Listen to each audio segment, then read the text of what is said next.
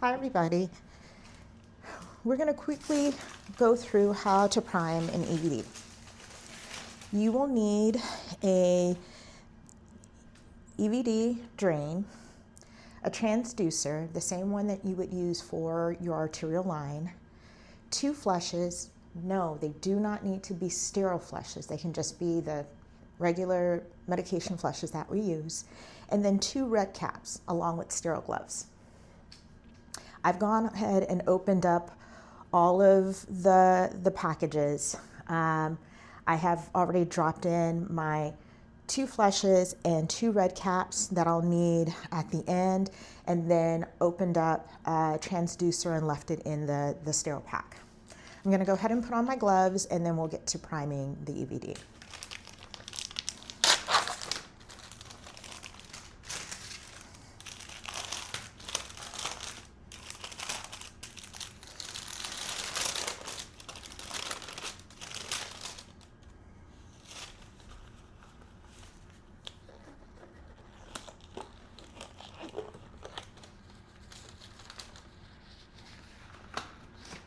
Okay, so the first thing we want to do is we want to attach the transducer.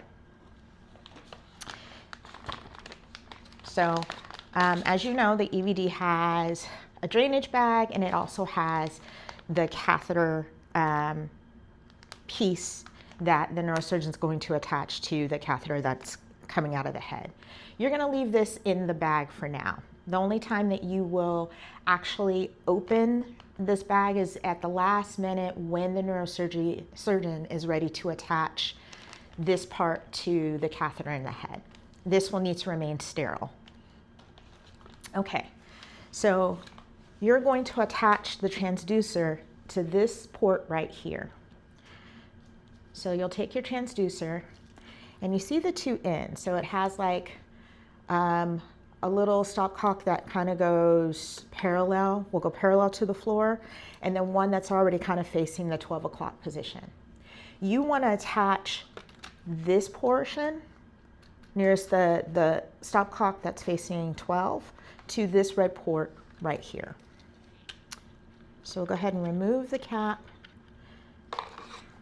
and remove this, and then attach it to that port.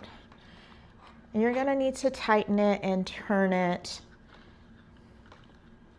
And one of the things that you want to do, a little practice pearl, is when you're coming on shift and actually after travel, make sure that this the transducer is actually connected well to the rest of the drain.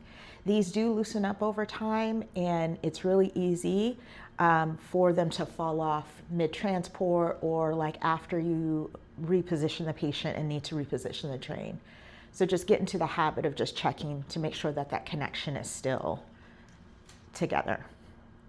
Okay, so next, what you will do is you will take one of your 10 cc flushes, and what we're going to do is we're going to flush first down into this bag here, and then we will flush into the burette that's up here. So before we flush, we want to switch this stopcock to the 12 o'clock position.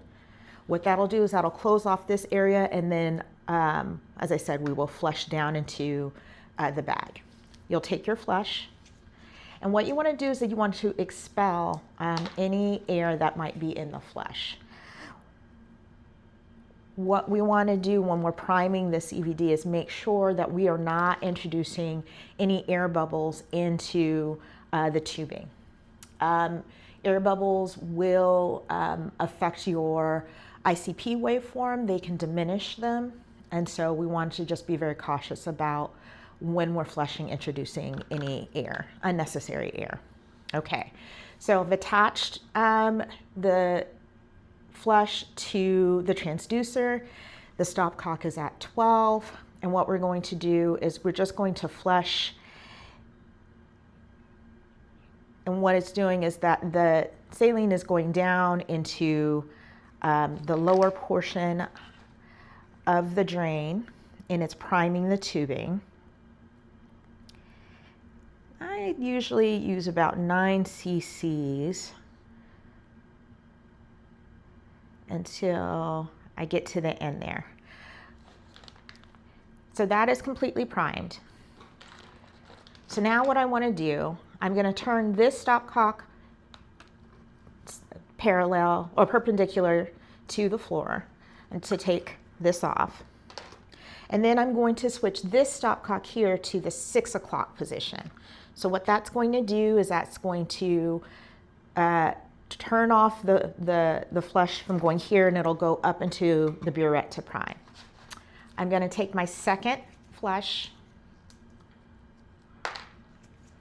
expel the air, connect it, turn that back to open, and then flush into the burette. And this doesn't need the whole 10. Oops, I forgot to turn that close. Make sure that you turn the burette close as well on this side, the yellow burette.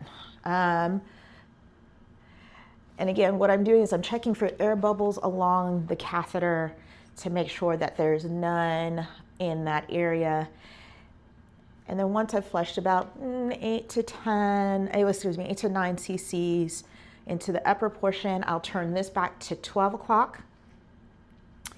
And then I will close that off, remove the flush, and then add a red cap to the end.